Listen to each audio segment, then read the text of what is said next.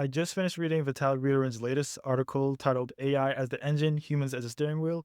And let me tell you, it's one of those pieces that at first glance sounds abstract, but once you sit with it, you realize it's sketching a blueprint for what the future of governance, both in crypto and beyond, could look like.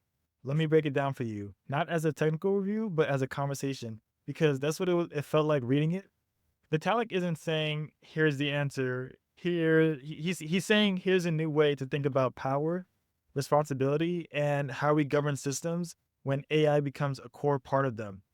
So, the big metaphor at the center of this essay is pretty intuitive. AI as the engine, humans are the steering wheel.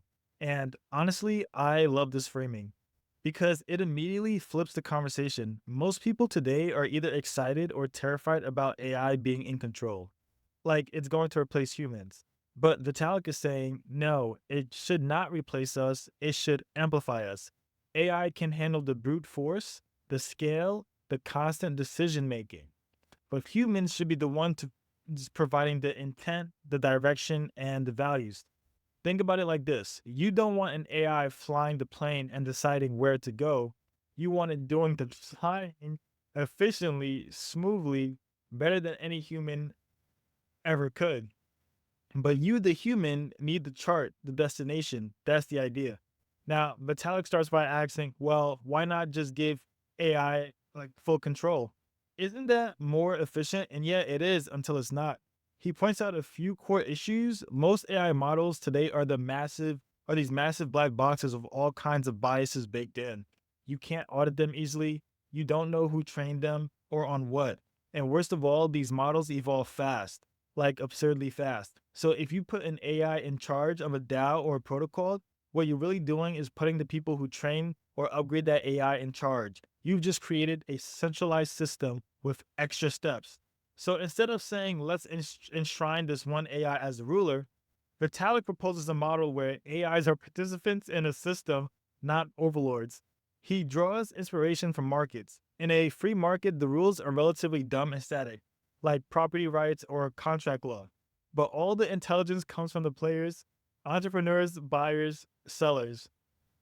Similarly, in this new vision, AIs and human AI teams act like players in a game. The rules of the game, the mechanism are simple, transparent, and don't change every time a new AI model drops. So, what do these simple mechanisms look like? He goes over this one feature. The first one is Futarchy. Let's see, somewhere. Okay, so Futarchy. So, is this wild concept that originally from Robin Hanson is basically this. Instead of voting directly on decisions, people vote on values, like what outcomes matter most, and then use prediction markets to determine which decisions are likely to produce those outcomes. For example, imagine a DAO wants to improve user engagement. Instead of voting on every proposal, members define the metric like monthly active users, and AIs or traders bet on whether proposal A or B will increase that metric. If proposal A wins, the bet it gets implemented. So in the setup, humans set the goal, AIs help determine how to get there. It fits perfectly into the engine steering wheel metaphor. You define the direction, and then the AI drives. The second mechanism is what Vitalik calls distilled human judgment. And this one's more subtle, but super powerful. Basically, imagine a system with a million decisions to make, like ranking contributors, moderating comments, or labeling Ethereum addresses as real humans or not. It's way too much for any one person to handle. So here's what you do. You create a small jury of humans, maybe 100 people, and ask them to answer just a fraction of those questions. High quality answers to all the questions. The mechanism then scores those full submissions by how closely they align with the jury's high quality sample, and rewards are distributed accordingly. What you end up with is a system where the crowd, especially AIs, do all the work, but it's the human judgment that keeps them aligned. It's like saying you go ahead and solve the problem, but we'll be the ones checking your work. Again, again,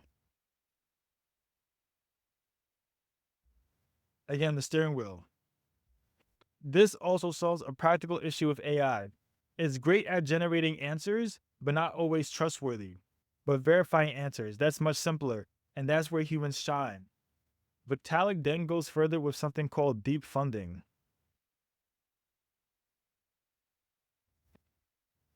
Imagine trying to find projects or people based not on just what they do, but on their work, but on how their work contributes to a larger ecosystem.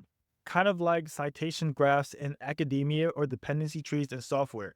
Deep funding lets you trace the influence of ideas through layers. So if you fund Ethereum, some of that value might automatically trickle back to the cypherpunk movement or to early Bitcoin developers based on how ideas and code flow. This is like a multidimensional retroactive airdrop, but done programmatically, automatically. No committees, no grants paperwork, just funding that flows through the graph of influence. And here's where it gets even more interesting. All of these mechanisms, Futarchy, distilled judgment, deep funding, they can still work even when the data involved is private.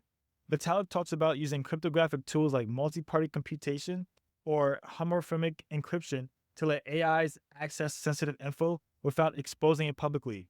That's a huge deal, especially for use cases like HR decisions, internal DAO discussions, or content moderation in sensitive communities. Now, let's zoom out a bit. What's the big picture here? Vitalik's not just proposing a new governance tool, he's sketching a whole new governance philosophy. One where AI is not a god or a threat or a black box to be feared, it's a tool. A very powerful tool, but one that only works if it's anchored in simple, human, verifiable mechanisms. And here's what I really appreciate. He's not saying humans should micromanage everything. He's saying we should do one thing we're actually good at: setting goals, values, and constraints, and let machines do the optimizing. This is a huge shift from the AI will replace us narrative. It's more like AI will amplify the values we feed into it, and if we are lazy or careless about those values, it will amplify that too. So, if we're going to build DAOs or protocols or even societies that involve AI, we need to be extremely thoughtful about what we embed into the steering mechanisms.